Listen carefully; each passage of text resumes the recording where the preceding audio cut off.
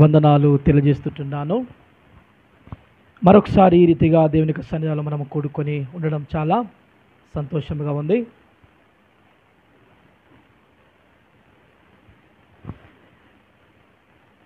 ఈ యొక్క ఆదికాండము 11వ అధ్యాయములో నుండి 9 వచనాలు మనము చదువుకుందాం. ముఖ్యంగా అందులో బాబేలు గోపురం గురించి మనము చదువుకున్నాం.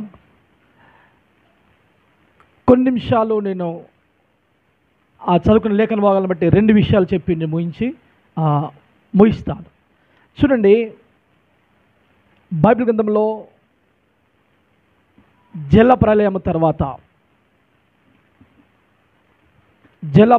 తర్వాత నోవాహు సంతానం మిగిలినట్లుగా చూస్తుంటున్నాం.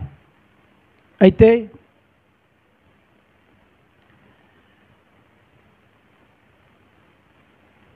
ఈ యొక్క జల ప్రళయం తర్వాత దేవుడు మళ్ళీ తిరిగి మనుషులను నాశనం చేయలే, కానీ చెదరగొట్టినట్లుగా చూస్తూ ఉన్నాం. చూడండి, ఇక్కడ ఈ 9వ వచనంలో రాబడిన మాట, దానికి బాబేలు అని పేరు పెట్టిరి, ఎందుకనగా అక్కడ యెహోవా భూజలందరి భాషను తారుమారు చేసెను, అక్కడ నుండి యెహోవా భూమి ఎదుట వారిని చెదరగొట్టెను అని చూస్తుంటున్నాం. చూడండి, అక్కడ ఆ యొక్క సీనారు ఆ దేశంలో ఆ ప్రాంతంలో అక్కడ నుండి ప్రజలు అందరూ కూడా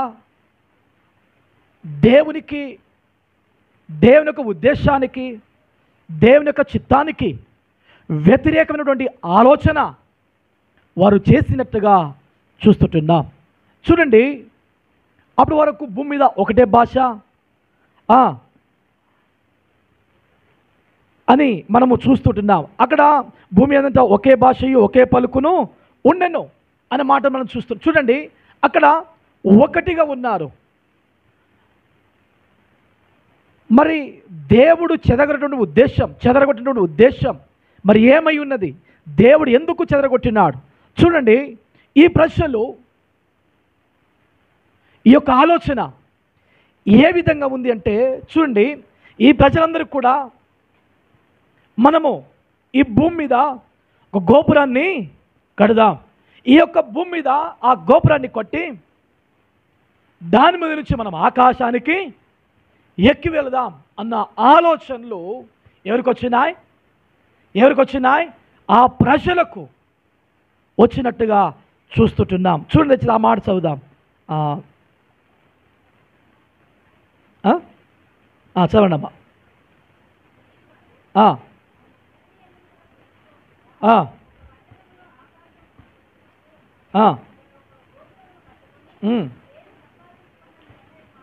చూడండి, పేరు సంపాదించుకుందాము రండి అని వారు ఒకరితో ఒకరు వారు మాట్లాడుకున్నట్లుగా చూస్తూ ఉన్నాం. చూడండి, దేవుని బిడ్డలారా, మనమందరం కూడా ఎక్కడికి వెళ్ళకూడదు, మనం ఎక్కడికి వ్యాపించకూడదు, మనం ఇక్కడనే ఉందాం. మనం ఇక్కడనే ఈ భూమి మీద పునాది వేసి ఈ భూమి మీద నుంచి ఆకాశానికి ఎక్కి వెళ్ళనికి మనం ఏం చేద్దాం చెప్పండి? గోపురాన్ని కడుదాం, ఆకాశానికి ఎక్కి వెళదాం. మనమందరం కూడా గోపురాన్ని కట్టి పేరును సంపాదించుకుందాం అని వారు అనుకుంటూ ఉన్నారు, ఆలోచన చేస్తూ ఉన్నారు. చూడండి, దేవుని యొక్క ఉద్దేశం ఏమైంది తెలుసునా? మానవులు భూమి అంతటా వ్యాపించాలి, మీరు ఫలించి ఏం చేయండి? మీరు అభివృద్ధి పొందండి, ఈ భూమిని మీరు నిండించండి అని దేవుని యొక్క ఉద్దేశం అయి ఉంది. కానీ ఆ ప్రజలు దేవుని యొక్క ఆలోచనకు వ్యతిరేకంగా ఆలోచన చేస్తున్నారు. మనం ఎక్కడికి వెళ్ళకూడదు, మనమందరము కూడా ఏం చేద్దాం? మనమందరం కలిసి ఎక్కడికి వెళ్ళకుండా వ్యాపించకుండా మనం గోపురాన్ని కట్టి ఆకాశానికి ఎక్కి వెళదాం. మనం అందరం కూడా మంచి పేరును సంపాదించుకుందాం అన్న ఆలోచన. చూడండి, ఈ మంచి పేరు అన్న ఆలోచన ఇది దేవునికి వ్యతిరేకమైనటువంటి ఆలోచన. ఆకాశానికి వెక్కి వెళ్ళిన ఆలోచన దేవుని దృష్టికి అది బహు విరోధమైనటువంటి ఆలోచన. ఆకాశం ఎక్కి వెళ్ళినటువంటి ఆలోచన అది లూసిఫర్ యొక్క ఆలోచన, అది సైతాను యొక్క ఆలోచన అయ్యున్నది. కొంచెం మీకు అర్థం కానికి యెషయా గ్రంథంలోకి వెళ్దాం ఒకసారి. యెషయా గ్రంథము 13వ అధ్యాయము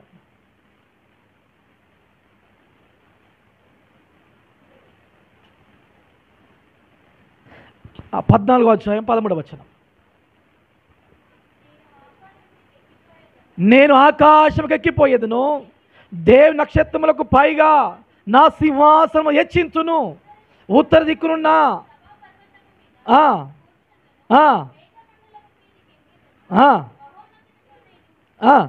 మహోన్నతునితో నేను సమానునిగా నీవు మనస్సులో అనుకుంటేవి కదా, నువ్వు పాతాళము నరకములో అందుకే త్రోయబడ్డావు. ఇది సాతాను యొక్క ఆలోచన, ఇది లూసిఫర్ యొక్క ఆలోచన. లూసిఫర్ యొక్క ఆలోచన ఏమైందట? దేవుని మహోన్నతులతో సమానంగా కూర్చోవాలని, ఆయన కంటే అత్యున్నతులుగా కూర్చోవాలని ఆ యొక్క లూసిఫర్ యొక్క ఆలోచన ఉండే. దేవుడు ఏం చేస్తున్నాడు? ఒక తన్నుదంతే లూసిఫర్ను వచ్చి ఎక్కడ ఉన్నాడట? ఏడున్నాడట? ఆ నరకములో ఒక మూలన త్రోయబడ్డాడట. అది గర్వముతో కూడినటువంటి ఆలోచన, అది అహముతో కూడినటువంటి ఆలోచన. దేవుని కంటే పైవానిగా ఉండాలని, దేవునితో సమానంగా ఉండాలని ఆ ప్రజలు ఆలోచన చేస్తూ ఉన్నారు.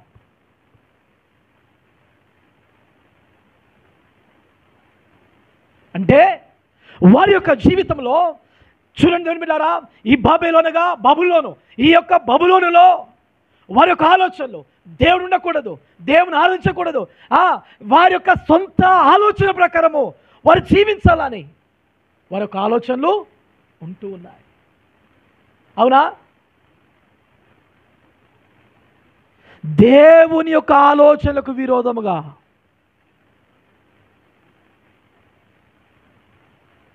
అందుకనే బబులోన్లో కూడా, బబులోన్లో నెబుకద్నెజర్ ఏం చేస్తున్నాడు? బబులోను దేశంలో నెబుకద్నెజర్ ఏం చేసినాడు? చెప్పండి, ఏం చేసినాడు? ఏం తయారు చేసినాడు? విగ్రహమును తయారు చేసినాడు. నేను చేసిన దాన్నే మొక్కాలి, నేను చేసిన దాన్నే ఆరాధించాలి, నేను చేసిన దానికే సాగిల పడాలని ఏం చేసినాడు? ఈ ప్రజల అక్కడి ప్రజలే, ఈ ప్రజలు వారే, ఈ సంతానము హాము సంతానము. ఈ యొక్క హాము ఎవరు అంటే నోవాహు యొక్క కుమారుడు.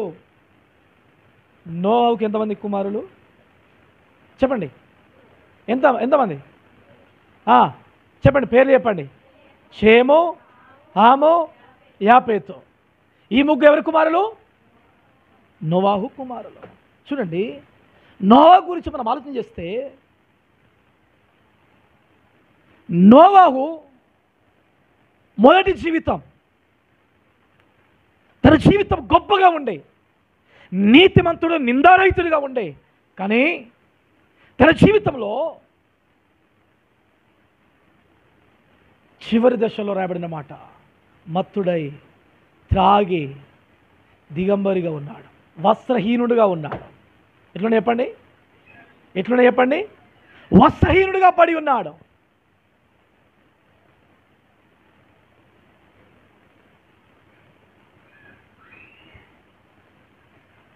వస్త్రహీనుడిగా పడి ఉన్నప్పుడు, వస్త్రములు లెక్క ఉన్నప్పుడు హాము చూసినాడు. ఎవరు చూసినాడు? హాము చూసి తండ్రి వస్త్రహీనుడిగా ఉన్నప్పుడు కొడుకు చూసినప్పుడు కొడుకు ఏం చేయాలా? తీసుకొచ్చి వస్త్రములు కప్పాలా.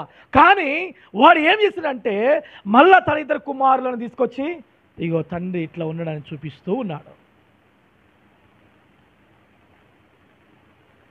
తన ఆలోచన విధానం ఎంత మాత్రము బాగలేదు, తన మనస్తత్వం బాగలేదు. అవే ఆలోచనలు ఈ ప్రజలకు వచ్చినాయి. ఆమె హల్లెలూయా. అందులో నుంచి ఇంకొకడు పుట్టినాడు, అతని పేరే నిమ్రోదు. ఏం పేరు చెప్పండి? నిమ్రోదు. నిమ్రోదు అనగా దేవునికి, దైవత్వానికి వ్యతిరేకమైన వాడి, దైవద్రోహి. అలాంటి అనగా దేవునికి విరోధమైనటువంటి పనులు చేసుకుంటూ చేసుకుంటూ వచ్చినట్టుగా చూస్తుంటున్నాం. వ్యతిరేకమైన పనులు.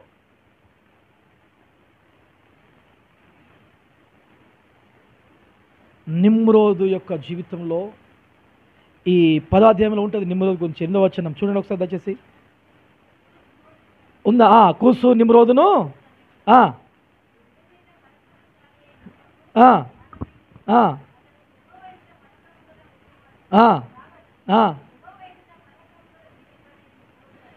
వేటగాడే నిమ్రోదు వల్లే అను లోకోక్తి కలదు. లోకోక్తి కలదు తనలో. వ్యతిరేకమైనటువంటి ఆలోచనలు. దేని మీద చూడండి, విగ్రహారాధన ప్రారంభమైంది నిమ్రోదుతోనే ప్రారంభమైంది. చెప్పండి, ఎవరితో చెప్పండి? ఎవరితో ప్రారంభమైంది? నిమ్రోదుతోనే ప్రారంభమైంది. నిమ్రోదే ప్రారంభించినాడు. నిమ్రోదే ప్రజలకు ఆరాధించే ఆలోచనలు కలగజేసినాడు.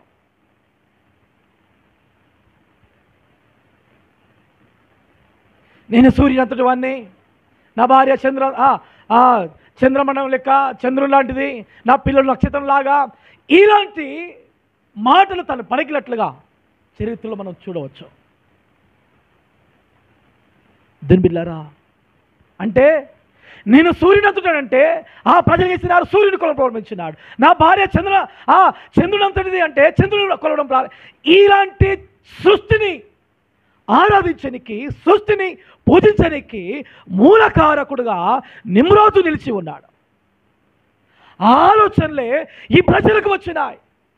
దేవుని కంటే గొప్ప స్థితిలో ఉండాలి, దేవుని దగ్గరికి ఎక్కువ వెళ్ళాలి, దేవుని కంటే ఉన్నతమైన స్థలంలో ఉండాలని మానవుని యొక్క ఆలోచన వచ్చింది. ఇక్కడ రాబడిన మాట చూడండి, ఇక్కడ రాబడిన మాట ఆదికాండము 11వ వచనం రాబడిన మాట, నరులు, ఆ మాటలు చూడండి దయచేసి ఒకసారి. యెహోవా నరుల కుమారులు కట్టిన పట్టణమును గోపురమును చూడ దిగి వచ్చాను. ఎవరు కుమారులట? మీరు ఏదో మాట్లాడితే మీకు మంచిగా అర్థమవుతుంది. ఆమె హల్లెలూయా. ఎవరు చెప్పండి? నరుల కుమారులు అని రాయబడింది. ఆమె హల్లెలూయా. 6వ అధ్యాయం చూడండి ఒకసారి, మొదటి వచనం చదవండి ఒకసారి.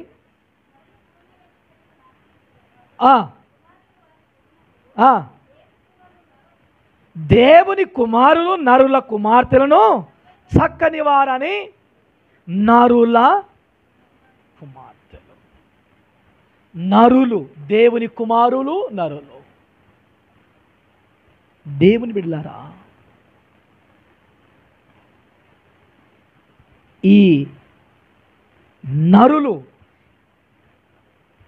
ఇది మళ్ళీ పోవాలంటే పెద్ద సబ్జెక్ట్ కానీ కొద్దిగా చెప్పి నేను ఉంచేస్తా. నరులను గురించి రాయబడిన మాట ఇక్కడ రాయబడిన మాట 6వ వచనంలో నెఫే లీలు అని రాయబడింది. నెఫేనీయులు వారు నరులు, దేవునికి వ్యతిరేకమైన వారు, దేవునికి వ్యతిరేకంగా జీవించే వారిని, నరుల కుమార్తెలను దేవుని కుమారులు వివాహమాడిరి అని రాయబడ్డది.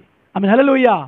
దేవుని కుమారులు వేరు, నరుల కుమారులు అనగా దేవుణ్ణి ఎరగని వారేమో నరులు, దేవుణ్ణి ఎరిగిన వారేమో దేవుని కుమారులు. హల్లెలూయా.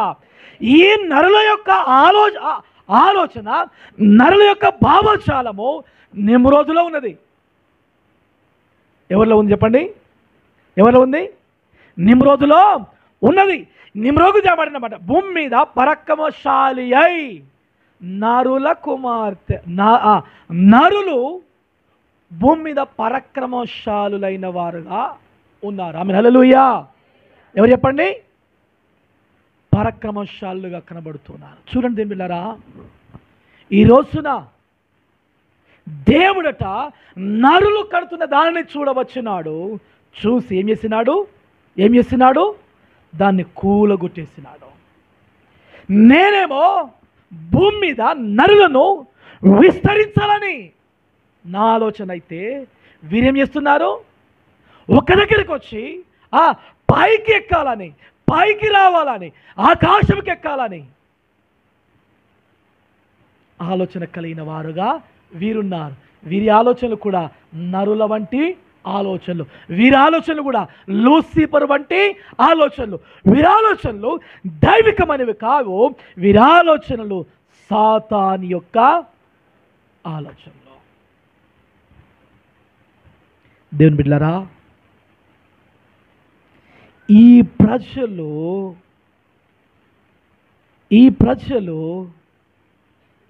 దేవుని కంటే గొప్పవారుగా ఉండాలని ఆలోచన చేస్తూ ఉన్నారు. దేవుడు ఒప్పుకుంటాడా? ఆ గర్వపు యొక్క ఆలోచనలు దేవుడు ఒప్పుకుంటాడా? గర్వపు యొక్క పనులు దేవుడు ఒప్పుకుంటాడా? అస్సలు ఒప్పుకోడు. ఆమెన్. హల్లెలూయా, హల్లెలూయా. అస్సలు ఒప్పుకోడు దేవుడు. చూడండి బిడ్డలారా, ఇక్కడ వీరు ఆలోచన చేస్తుంటే ఆ గోపురాన్ని ఏం చేసినాడు? కూలగొట్టేసినాడు. చెప్పండి, ఏం చేసినాడు చెప్పండి? బాబేల్. దానికి బాబేల్ అని పేరు పెట్టినారు. ఆ గోపురాన్ని ఏం చేసినాడు? దేవుడు పడదొస్తున్నాడు, కూలగొట్టేసినాడు. దేవునికి విరోధమైన ఆలోచన చేసిన వారి యొక్క గోపురాన్ని కూలగొట్టినాడు. బాబేలు అనగా తారుమారు అని అర్థం. ఆమె. హల్లెలూయా. ఒకటిగా ఉన్న ఆలోచన, ఒకటిగా ఉన్న భాష, ఒకటిగా ఉన్న పలుకు, మాట ఇప్పుడు ఏమైపోయినవి? అక్కడనే భాషలు అనేటివి ఏమైపోయినవి? వేరైపోయినవి. అందుకనే తెలుగు, హిందీ, మలయాళం, కన్నడ, తమిళ్, ఒరియా, ఇంకా చెప్పండి, అరబీ, ఉర్దూ, ఇంకా ఇవన్నీ కూడా అక్కడనే ఎక్కడ ప్రారంభమైనాయి? బాబేలు కాడనే ప్రారంభమైనాయి. ఆమె. హల్లెలూయా. కోల్దేస్తున్నాడు. దేని బిడ్డలారా, తారుమారు. క్రైస్తవ జీవితంలో, విశ్వాస జీవితంలో తారుమారు చేసే ఏ పని మన జీవితంలో ఉండకూడదు.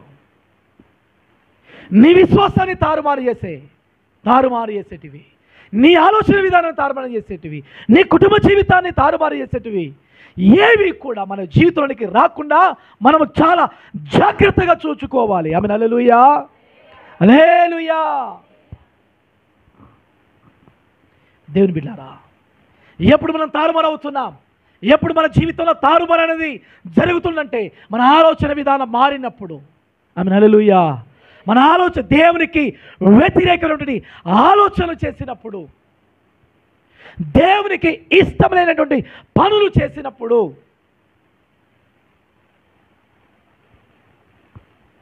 తారుమారు అయిపోతాయి. ఆమె. హల్లెలూయా. ఆయన తారుమారు చేస్తాడు. ఆమె. హల్లెలూయా, హల్లెలూయా. ఈ విషయంలో రెండు విషయాలు చెప్తాను. మానవునికున్న ఆలోచన అయ్యింది, దేవునికున్న ఆలోచన ఏంటిది? ఆమె. హల్లెలూయా. ఈ 11వ అధ్యాయంలో మానవునికున్న ఆలోచన ఏమి ఆలోచన ఉండే? గర్వపుతో కూడినటువంటి ఆలోచన. ఆమె. హల్లెలూయా. వారిలోనికి గర్వం వచ్చేసింది. చెప్పండి, ఏమొచ్చేసింది చెప్పండి వారికి? మానవునికి గర్వం అనేది వచ్చినది, అహము అనేది వచ్చింది. దేవుని కంటే గొప్పవాడిని, నేను గొప్పవాడిని కావాలని ఆలోచన వచ్చింది.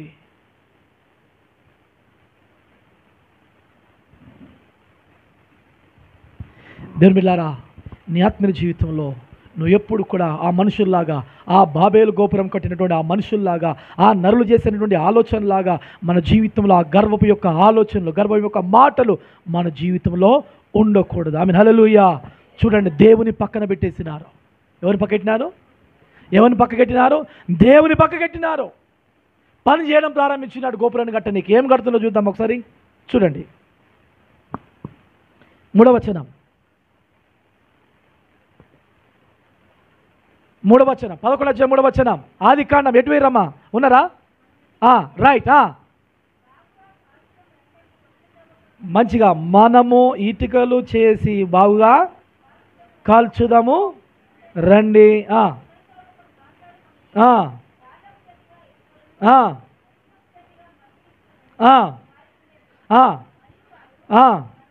మనం భూమి ఏందంట చెదిరిపోకుండా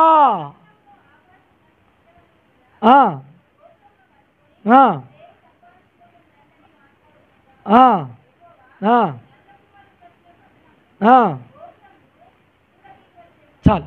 ఇక్కడ రాయబడిన మాట దేవుని బిడ్డారా, మనము మనము మనము మనము అనే మాటలు మనము చూస్తుంటున్నాం. అంటే మనమే, మన మధ్యలోనికి దేవుడొద్దు, మనం చేసేదే చేద్దాం అని ఇక్కడ మనము చూస్తూ ఉంటున్నాం. దేవుని బిడ్డారా చూడండి, ఇక్కడ ఇంకొక మాట కూడా రాసినారు వాళ్ళు. మనము పేరు ఏం చేద్దాం, మనం ఏం సంపాదించుకుందాం? ఆకాశమునంటూ శిఖరమును గల ఒక గోపురమును కట్టుకొని పేరు సంపాదించుకుందాము రండి అనుకుంటున్నారు. అంటే ఇప్పుడు వీరిలో ఏముందన్నట్టు మరి, మనము, నేను, మేము అంటే అంటే దేవుని పక్కకు పెట్టేసి మనము మాత్రమే, మనం ఎక్కడికి చెదిరిపోకూడదు, మనం ఎక్కడికి చెదిరిపోకూడదు. కానీ దేవుడు ఏమన్నాడు? మీరు ఫలించి విస్తరించి భూమిని నింపండి అని చెప్పినాడు. మరి ఇప్పుడు అది నోవు తర్వాత వంశవాళ్ళు పెరగల లేదా చెప్పండి? నోవు తర్వాత అంతకంటే ముందు ఆ యొక్క జలప్రలయాలు అందరూ చచ్చిపోయేది వీరే కదా. ఇప్పుడు షేము, హాము, యాపెదే కదా ఇప్పుడు ఈ భూమిని నింపేది. ఇప్పుడు ఆమో సంతానం వారేమో ఏమంటున్నారు, ఏం చేస్తున్నారు? మనం ఏం చేద్దాం? ఇటుకలు కాల్దాం, ఇటుకలు చేద్దాం, అడుసుకు బదులుగా ఇది చేద్దాం, అది చేద్దాం, మనం ఒక గోపురాన్ని కట్టుకుందాం, ఈ భూమి నుంచి ఆకాశానికి అంటూ గోపురాన్ని కట్టుకొని అక్కడికి పోదాం, మనం ఇక మంచి పేరును మనము సంపాదించుకుందాము. దేవునికి వ్యతిరేకంగా ఉండి మంచి పేరు సంపాదించుకుంటావు, దేవునికి వ్యతిరేకంగా ఆలోచన చేస్తున్నావు, మంచివాడు ఎట్లా అవుతావు? ఆమె హల్లెలూయా. నా ప్రియ సహోదరి సహోదరుడా, ఈరోజు నీ ఆత్మీయ జీవితంలో గర్వము అనేది ఉండకూడదు. ఆమె హల్లెలూయా. చెప్పండి, ఏముండకూడదు చెప్పండి? గర్వము అనేది ఉండకూడదు. ఎందుకేమో నాకు తెలియదు, కానీ ఈ నాలుగు అంటే పోయిన శనివారం ఆదివారం, ఈ శనివారం ఆదివారం అదే మరి వస్తుంది, ఎందుకో నాకు తెలియదు. ఆమె హల్లెలూయా. నాకు తెలియదు అది. నేను ప్రత్యేకంగా గర్వం గురించి చెప్పాలని నేను సిద్ధపడతాను, కానీ నేను గోపురాన్ని గురించి చెప్పాలనుకుంటున్నాను. చెప్పడానికి ఒక వారం చెప్పిన కదా, ఖచ్చితంగా బాబిల గోపురం గురించి చెప్తాను అన్నాను. పోయిన వారం వంశ అన్నాడు, నన్ను బాబిల గోపురం గురించి చెప్తాను అనుకున్నా అన్నాడు. నేను దాని గురించి చదవడం ప్రారంభించినాను, బాబిల గురించి చరిత్రను చదవడం ప్రారంభించినాను, బైబిల్ చదవడం ప్రారంభించినాను. అందులో నేను తెలుసుకున్న రెండు మాటలు, ఒకటి మానవుని యొక్క ఆలోచన, రెండో దేవుని యొక్క ఆలోచన ఏమై ఉన్నది. ఆమె హల్లెలూయా, హల్లెలూయా.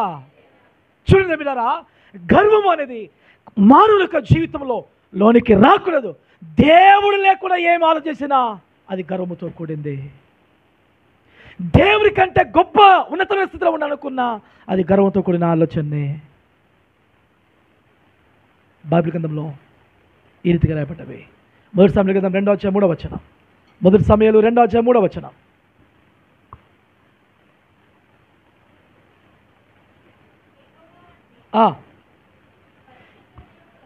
మొదటి సమయాలు 2:3. యెహోవా అనంత జ్ఞానియగు దేవుడు, ఆయనే క్రియలను పరీక్షించువాడు. ఈకను అంత గర్వముగా మాట్లాడకుడి, గర్వపు మాటలు మీ నోట రానియకుడి. హల్లెలూయా, హల్లెలూయా.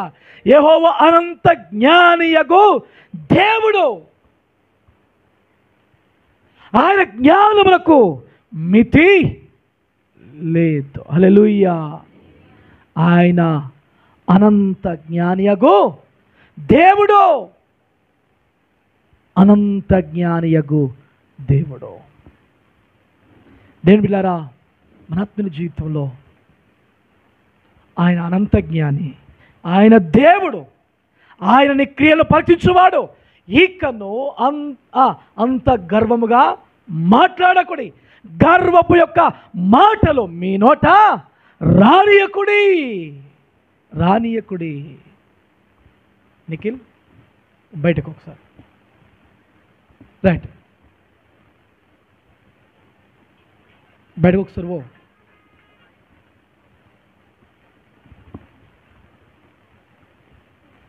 రైట్, గర్వపు మాటలు మీ నోట రానియకుడి. ఆమెన్, హల్లెలూయా. నన్ను చూడండి, మీ నోట రానియకుడి. గర్వ మాటలు ఎక్కడి నుంచి రావద్దట? నోట నుండి రావద్దు. ఎందుకు తెలుసునా? సామెతల గ్రంథం 16:18 వచనం. సామెతలు 16:18. నాశనమునకు ముందు గర్వము నడుచును, పడిపోవుటకు ముందు అహంకారమైన మనసు నడుచును. ఈ యొక్క నాశనానికి బాబేలు గోపురము కూలబడనికి గల కారణము ఎవరి గర్వము? ఆ మనుషుల యొక్క గర్వమే కదా, ఆ మనుషుల యొక్క ఆలోచనే కదా. దేవుని బిడ్డలారా, పడిపోవుటకు ముందు అహంకారమైన మనస్సు నడుచును. అహంకారమైన మనసు. మనం వ్యాపించకూడదు, మనం ఆకాశానికి ఎక్కి వెళ్ళాలి. ఈ ఆలోచన ఎవరిది? లూసిఫర్ యొక్క ఆలోచన, సాతాను యొక్క ఆలోచన. దేవుడితో సమానంగా కూర్చోవాలని. ఇది అహంతో కూడిన మాటలు, అహంకారంతో కూడినటువంటి మనసుతో కూడినటువంటి మాటలు, గర్వంతో కూడినటువంటి మాటలు సాతానులో ఉంటాయి. ఆమేన్, హల్లెలూయా. దేవుని బిడ్డలారా, మన ఆత్మీయ జీవితంలో మనము ఈరోజున ఏ రీతిగా ఉన్నాం? అహంకారముతో, గర్వముతో కూడినటువంటి మాటలు మన జీవితంలో లోనికి రాకూడదు. హల్లెలూయా. మరొకటి హల్లెలూయా. రాకూడదు. ఎందుకంటే బాబేలు గోపురము కూల్చబడ్డట్టుగా దేవుడు ఏం చేస్తాడు చెప్పండి? కూల్చివేస్తాడు, తారుమారు చేస్తాడు. తారుమారు చేస్తే అహంకారమైన మనసు, తారుమారు చేస్తే గర్వముతో కూడిన జీవితము క్రైస్తవ యొక్క జీవితంలో, విశ్వాస జీవితంలో ఉండకూడదు. ఆమేన్, హల్లెలూయా. ఉండకూడదు. ఓ విశ్వాసిగా, ఓ క్రైస్తవుగా నువ్వు తగ్గించబడాలి, నువ్వు తగ్గించబడాలి, నువ్వు తగ్గించబడాలి. దేవుని హెచ్చించబోతున్నాడు. ఆమేన్, హల్లెలూయా, హల్లెలూయా. చూడండి, దేవుడు ఎంత గొప్పవాడు అనంటే ఆ ప్రజలను చంపలేదు. చెప్పండి, ఏం చేయలేదు? చెప్పండి, ఏం చేయలేదు? ఆ ప్రజలను ఏం చేయలే? చంపలేదు. జలప్రలయములో ఆ ప్రజలు చేసినాడు, చంపినాడు. కానీ ఈ ప్రజలను చంపలే. అంటే దేవుడు వారిని ఎంత ప్రేమిస్తున్నాడు. ఆమేన్, హల్లెలూయా. అంటే వారు చేసిన పొరపాట్లు బట్టి వారిని చంపొచ్చు, కానీ చంపలేదు. ఆయన వారిని ప్రేమిస్తున్నాడు, ఆయన వారిని కనికరిస్తున్నాడు.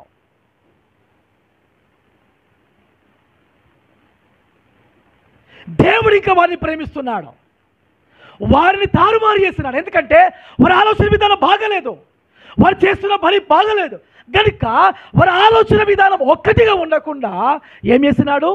తారుమారు చేసేసినాడు, తారుమారు చేసేసినాడు. కొన్నిసార్లు దేవునికి వ్యతిరేకంగా మనం పని చేస్తుంటే అనుకున్నది ఒకటి, అయ్యేది ఒకటి. దేవునికి వ్యతిరేకమైన పనులు అంతే. హల్లెలూయా, హల్లెలూయా.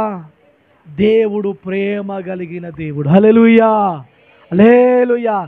దేవుడు దీర్ఘశాంతము కలిగిన వాడుగా ఉన్నాడు వారి విషయంలో. ఆమేన్, హల్లెలూయా. ఏం శాంతము? చెప్పండి, శైలములు చెప్పండి, ఏం శాంతము? దీర్ఘశాంతము. వెంటనే తొందరపడడు, వెంటనే శపించడు, వెంటనే వారిని నాశనం కమ్మని ఆజ్ఞాపించలే. వెంటనే వారికి జలప్రలయమో, అగ్నిగుండమో ఇంకా ఏమి ఏర్పాటు చేయలేదు. దీర్ఘశాంతము కలిగిన దేవుడుగా ఉన్నాడు వారి విషయంలో. వారు చేసిన పొరపాటును బట్టి, వారి చేసిన తప్పును బట్టి వారిని చంపేయాల, కానీ దేవుడు చంపలే. హల్లెలూయా, హల్లెలూయా, హల్లెలూయా. మానవుడు గర్వముగా జీవించినాడు, దేవుడేమో శాంతము కలిగిన వ్యక్తిగా, దీర్ఘశాంతము కలిగిన వ్యక్తిగా ఉన్నాడు. హల్లెలూయా. ఇంకా అన్ని విషయంలో దీర్ఘశాంతము కలిగిన వ్యక్తిగా ఉన్నాడు. ఎవరు? దేవుడు. ఆమేన్, హల్లెలూయా. ఇంకా నిన్ను ప్రేమిస్తున్నాడు ఆయన, ఇంకా నిన్ను ఆయన కనికరిస్తూ ఉన్నాడు ఆయన, ఇంకా నీ విషయంలో దీర్ఘశాంతము కలిగిన దేవుడుగా ఉన్నాడు. ఆమేన్, హల్లెలూయా, హల్లెలూయా. నిన్ను ప్రేమిస్తూ, ఎందుకు తెలుసునా? నువ్వు ఇంకా ఫలించాలని ఆయన ఒక ఉద్దేశం. నువ్వు మార్చబడి నీ జీవితం దిద్దుకొని, నీ బ్రతుకులు మార్చుకొని, నువ్వు మారు మనసు పొంది నీవు ఈ భూమి మీద ఏం కావాలి? ఫలించాలి, అభివృద్ధి పొందాలి. ఆమేన్, హల్లెలూయా. పొందాలి. దీర్ఘశాంతం కలిగిన దేవుడుగా ఉన్నాడు, నిన్ను ప్రేమిస్తున్న దేవుడు ఉన్నాడు, నిన్ను కనికరిస్తున్న దేవుడు ఉన్నాడు. నువ్వు ఎన్ని పొరపాట్లు చేసినా, నువ్వు ఎన్ని తప్పిదములు చేసినా, దేవునికి వ్యతిరేకమైన పనులు, ఎన్ని ఆలోచనలు, ఎన్ని పనులు చేసినా ఇంకా నిన్ను శిక్షించకుండా నిన్ను ప్రేమిస్తున్నాడు, నిన్ను శిక్షించకుండా నిన్ను రక్షిస్తున్నాడు, నిన్ను శిక్షించకుండా దీర్ఘశాంతము కలిగిన దేవుడుగా ఉన్నాడు ఆయన. ఆమేన్, హల్లెలూయా, హల్లెలూయా. నిన్ను తారుమారు చేసేదాకా చూసుకోకో. ఆమేన్, హల్లెలూయా. నీ కుటుంబాన్ని తారుమారు అయ్యేదాకా చూసుకోకో, నీ జీవితం తారుమారు అయ్యేదాకా చూసుకోకో. ఆయన ఇంకా నీ విషయంలో దీర్ఘశాంతము కలిగిన దేవుడుగా ఉన్నాడు. హల్లెలూయా, హల్లెలూయా. నీ బ్రతుకు తారుమారు కాకంటే ముందే, నీ కుటుంబము తారుమారు కాకంటే ముందే దేవుని దగ్గర నీ జీవితాన్ని నువ్వు సరి చేసుకోవడం చాలా అవసరమై ఉంటుంది. బాబేలు లాంటి ఆలోచనలు మన జీవితంలో ఉండకూడదు. బాబేలు లాంటి ఆలోచన కానీ మన జీవితంలో కానీ, మన కుటుంబంలో కానీ, మన సంఘములో కానీ అస్సలు ఉండనే. వ్యతిరేకమైన ఆలోచనలు, వ్యతిరేకమైనటువంటి పన్నాగములు, దేవుని కంటే ఇంకా నేను గొప్పవారిని, నాకు బాగా తెలుసు, నేను అంతా అనుకో, అలాంటి ఆలోచన ఎప్పుడు చెయ్యకు. కొంచెం తగ్గాలి. హల్లెలూయా, హల్లెలూయా. కొంచెం మనం ఏం చేయాలా? తగ్గాలి. కొంచెం జ్ఞానం ఉంటే ఆగం మనము, కొంచెం డబ్బు ఉంటే ఆగం మనము, కొంచెం మంచిగా ఉంటే మనము ఆగము, కొంచెం అందంగా ఉంటే కొన్నిసార్లు మనము ఆగము, కొన్నిసార్లు చదువు బాగుందంటే ఆగము, కొన్నిసార్లు ఉద్యోగం ఉందంటే ఆగము, కొన్నిసార్లు ఆర్థిక పరమైన రీతులుగా కొంచెం బాగా ఉన్నామంటే కొన్నిసార్లు మన మాట తీరే వేరు, మన ఆలోచన తీరే వేరుగా ఉంటుంది. ఇలాంటి ఆలోచనలు నీ జీవితంలో ఉండకూడదు, అవి మార్చబడాలి. నువ్వు క్రీస్తు యొక్క స్వరూపాన్ని ధరించాలి, నువ్వు క్రీస్తు యొక్క మనస్సును ధరించాలి, నువ్వు క్రీస్తును పోలి నడవాలి. నీవు క్రీస్తు నిన్ను ప్రేమిస్తూ ఉన్నాడు. ఆమేన్, హల్లెలూయా, హల్లెలూయా. మనసు రెండు పైకి రా, గట్టి ఆలోచన చెప్తాం. హల్లెలూయా. బాబేలు లాంటి ఆలోచనలు మన జీవితంలో కానీ, మన కుటుంబంలో కానీ, మన సంఘములో కానీ ఉండకూడదు, ఉండకూడదు, ఉండకూడదు. ఆమేన్, హల్లెలూయా, హల్లెలూయా. నేను ఒకరోజు ప్రార్థన చేసినాను, నేను గృహం కడుతున్న విషయంలో ప్రార్థన చేసినాను. ఒక టైం వచ్చింది, నేను ప్రారంభించినాను, పనితోనే ప్రార్థనతోనే ప్రారంభించినాను, దేవా నీవే ఇచ్చినవని ప్రారంభించినాను. కొన్ని ఆటంకాలు వచ్చినప్పుడు ఒక ప్రార్థన చేసిన, ఇది నీ చిత్తమైతేనే కట్టబడాలి, లేకపోతే ఇప్పటికే ఆగిపోవాలి. ఆమేన్, హల్లెలూయా, హల్లెలూయా. ఇదే ప్రార్థన చేసినా, నేను యథార్థంగా చెప్తున్నాను, ఇదే ప్రార్థన చేసిన. నీ చిత్తం లేనిది నాకు ఇల్లు అవసరం లేదు అని ప్రార్థన చేసిన. కానీ దేవుడు ఒక్కొక్కరు నిలబెట్టినాడు, గొప్పగా నిలబెట్టినాడు. ఆమేన్, హల్లెలూయా. ఒక మూలకమ్మ ఒక్కొక్కరు నిలబెట్టినాడు, సహోదరులు నిలబెట్టినాడు, సహోదరులు నిలబెట్టినాడు. అడ్డుగా ఉన్న ఆలోచనలు తారుమారైపోయి దేవుడు ఒక ఉన్నతమైన స్థితిలోనికి తీసుకుని వచ్చాడు. ఆమేన్, హల్లెలూయా. దేవునికి విరోధమైన ఏది కూడా మనం చేయకూడదు. ఆమేన్, హల్లెలూయా. అది ఏదైనా సరే, మీరు ఏం ప్రార్థన చేస్తారో నాకు తెలియదు. మందిరం విషయంలో నేను ఒక్కడే ప్రార్థన చేసిన, ప్రభువా నీ చిత్తానుసారం కట్టబడాలి. ఆమేన్, హల్లెలూయా. నీ ఉద్దేశ ప్రకారం కట్టబడాలి, మా ఆలోచనలు కాదు. నీ ఆలోచనని ఇక్కడ సిద్ధించబడాలి అని ప్రార్థన చేశాను. ఆమె హల్లెలూయా, హల్లెలూయా. నా ప్రార్థన అదే. ఎప్పుడైనా సరే డబ్బుతోనో జ్ఞానంతోనో లేకపోతే మనకు పలుకుబడితో కట్టబడదు, దేవుని యొక్క చిత్త ప్రకారముగా కట్టబడుతూ ఉంటుంది. దేవుని యొక్క చిత్తం ఉంటే కట్టబడుతుంది. హల్లెలూయా, హల్లెలూయా. దేవుని యొక్క చిత్తం అంటే అవి మూసుకపోయిన దారులు వేస్తారే, అవి యేసు నామములో ఏమైతే చెప్పండి, తెరవబడతాయి. ఆమె హల్లెలూయా, హల్లెలూయా. ఎవరికి కట్టాలన్న ఆలోచన లేకపోయినా దేవుడు తలస్తే మాత్రం ఆలోచనలన్నీ కూడా తారుమారు చేసి ఏం చేస్తాడు, ఆయన నిలబెడుతూ ఉంటాడు. ఆమె హల్లెలూయా.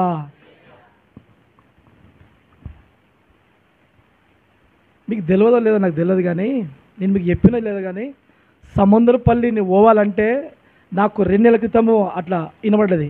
అసలు నేను సచ్చినవనని చెప్పిన, నేను అస్సలు పోను అని చెప్పిన,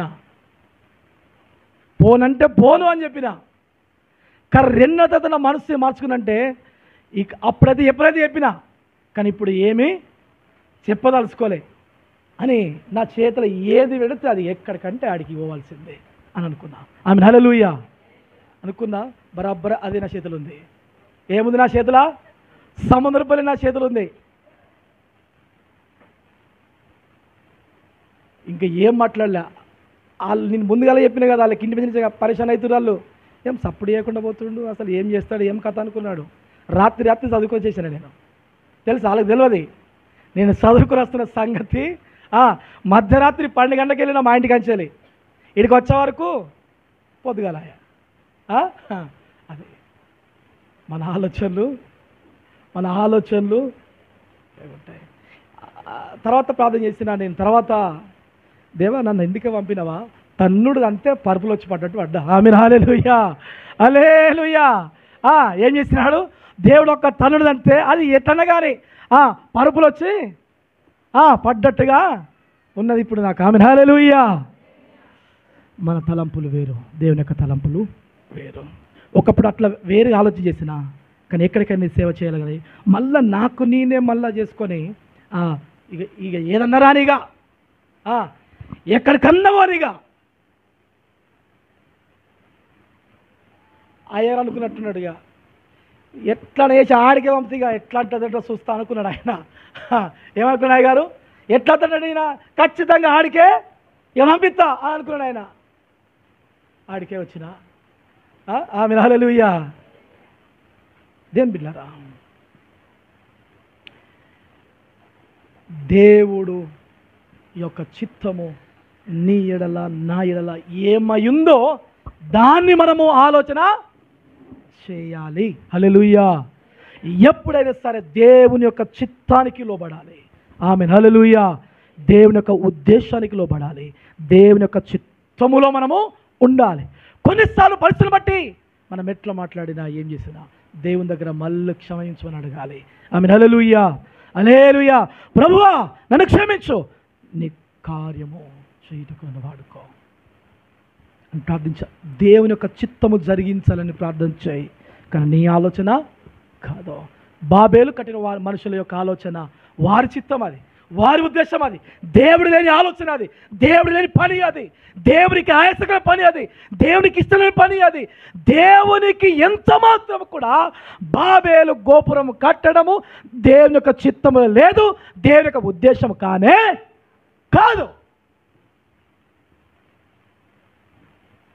ఆమేన్, హల్లెలూయా. నా ప్రియ సహోదరి సహోదరుడా, నీవు దేవుని యొక్క చిత్తంలోనికి రా. ఎవరి చిత్తంకి రావాలా? నీవు ఎవరి చిత్తంకి రావాలా? నీ చిత్తమే సిద్ధించునుగాక. అది పనైనా, అది నీ జీవితమైనా. ఆమేన్, హల్లెలూయా. అది కుటుంబమైనా దేవుని యొక్క చిత్తానికి లోబడు. దేవా నీ చిత్తమైతేనే జరగాలి ఏదైనా. ఆమేన్, హల్లెలూయా. నీ చిత్తం లేనిది ఇక్కడ ఏదియో జరగకూడదు. అది నీ జీవితంలో అయినా, నా జీవితంలో అయినా, కుటుంబ జీవితంలో అయినా, సంఘ జీవితంలో ఆయన చిత్తం కొరకు మనం ఎదురు చూడాలి. మన ఆలోచనలు పనిచేయవు కొన్నిసార్లు. ఆమేన్, హల్లెలూయా. మన ఆలోచనలు పని చేయవు. దేవుని యొక్క తలంపులు వేరు, మనుషుల యొక్క తలంపులు వేరు గనుక నీవు అదే ఆలోచన ఉంటే అది నీ నాశనం తీసుకుని వెళ్తుందేమో. జాగ్రత్త.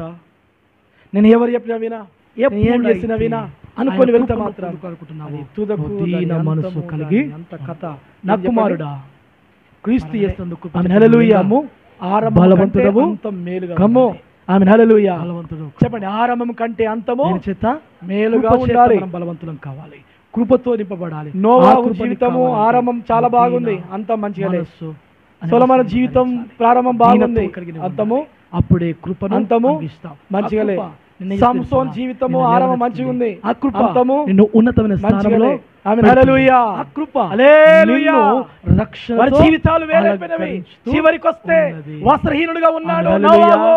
ఆ కృపానికి సాంగత్యము ఆ యొక్క సొలొమోను వేశ్యలతో క్షమించండి ఆ అనేక మంది భార్యలు కలిగిన వ్యక్తిగా కనబడుతున్నాడు. ఒక మాదిరిగా జీవితం లేదు, జ్ఞాని అయిన సొలొమోనుగా ఉన్నాడు. కానీ ఇతరులకు వ్యక్తిగా లేడు. సంసోను దేలీలా యొక్క వాళ్ళలోనికి వెళ్ళిపోయినాడు. దేవుని బిడ్డారా, అంతము మంచిగా లేదు. దేవుని బిడ్డారా, ఆరంభం కంటే అంతము మంచిగా ఉండాలి. నీ ఆలోచన విధానమైనా సరే, నీ కుటుంబ జీవితమైనా సరే, నీ వ్యక్తిగత జీవితమైనా సరే, దేవుడు నువ్వు ఎదగడమైనా సరే, ఆరంభం ఎట్లుందో అంతము కూడా అట్లనే ఉండాలా. హల్లెలూయా. చివరిది కూడా అట్లనే ఉండాలా. దేవునికి అదే ఇష్టం. ఆరంభము కంటే అంతము మేలు అని బైబిల్ గ్రంథంలో ప్రసంగి గ్రంథకర్త అన్నాడు. ఆమేన్ హల్లెలూయా. ఆరంభం కంటే ఏది మేలుగా ఉండాలి? అంతము మేలుకరముగా ఉండాలి. కనుక ఈ రోజున మనం ఏ రీతిగా ఉన్నాం, ఏ ఆలోచనతో ఉన్నాం? నేను బిడ్డారా, రెండే విషయాలు చెప్పినాను. ఒకటి, ఆ మనుషుల యొక్క బాబేలు గోపురం కట్టిన మనుషుల యొక్క ఆలోచనలు గర్వముతో కూడిన ఆలోచన, దేవునికి ఆయాసకరమైనటువంటి ఆలోచన, దేవునికి ఇష్టమైన ఆలోచన. కానీ దేవుడు వారి విషయంలో ఇంకేమై ఉన్నాడు? ఏమై ఉన్నాడు? ఆయన దీర్ఘశాంతము కలిగిన దేవుడిగా ఉన్నాడు. ఆయన ఏ శాంతము? దీర్ఘశాంతం. దేవుని బిడ్డలారా, అప్పుడప్పుడు మనము ఓపిక లేని వారం ఉండద్దు. అప్పుడప్పుడు కొంచెం దీర్ఘశాంతం మనకి ఉండాలి. అది కుటుంబంలో అయినా సరే, అది భార్య దగ్గరైనా సరే, అది భర్త దగ్గరైనా సరే, అది పిల్లల దగ్గరైనా సరే, ఇతరుల దగ్గరైనా సరే, అది సంఘములు అయినా సరే, ఇతరుల దగ్గర, మనుషుల దగ్గర, అందరి దగ్గర మనకేముండాలి చెప్పండి? చెప్పండి, ఏముండాలి చెప్పండి? దీన్ని గట్టి చెప్పురి. వాక్యం అయిపోయింది, సంతోషంగా ఉండండి. ఇక ఆమేన్ హల్లెలూయా. ఎట్లుండాలి చెప్పండి? దీర్ఘశాంతము, ఓపిక, సహనము, ఓర్పు అనేవి ఉండాలి.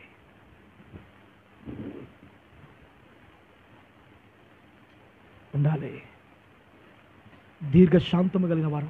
దేవుడి విషయంలో దీర్ఘశాంతం కలిగి ఉంటేనే నువ్వు ఇట్లున్నావు. లేకపోతే నువ్వు మనం చేసిన పనులకు ఎప్పుడు ఎక్కడ ఊస్తైతామో, ఎక్కడ మనమో ఎట్లా అయిపోతుంటామో తెలకపోతుండే. ఆమేన్ హల్లెలూయా. ఆయన దీర్ఘశాంతాన్ని పరీక్షించక కానీ ఆయన దీర్ఘశాంతమైన, అయ్యా నువ్వు నా విషయంలో దీర్ఘశాంతం, దేవుడు ఉన్నావు కనుక నేను నీ స్థితిలో ఉన్నాను, నా బ్రతుకు మార్చుకుంటున్నా, నా గుణం మార్చుకుంటున్నా, నా మనసు మార్చుకుంటున్నా, నా బుద్ధి మార్చుకుంటున్నా, నా ప్రవర్తన మార్చుకుంటున్నా అని దేవుని దగ్గర నువ్వు సరి చేసుకుంటే దేవుడు నిన్ను విస్తరింప చేసేవాడుగా ఉన్నాడు. నిన్ను దీవించి ఆశీర్వదించేవాడుగా ఉన్నాడు. నిన్ను ఫలభరితముగా ఉంచే దేవుడుగా ఉన్నాడు. దేవుడు మాటలు దేవుడు దీవించునుగాక. ఆమేన్. ప్రభుచిత్తమైతే నిమ్రోదు గురించి మనము మరొకసారి మాట్లాడుకుందాం. నిమ్రోదు మీకు పూర్తిగా చెప్పలేను కనుక ప్రభుచిత్తమైతే రైట్, అందరం కూడా తల్లు మంచుదాం, కళ్ళు మూసుకుందాం, ప్రార్థన చేసుకుందాం.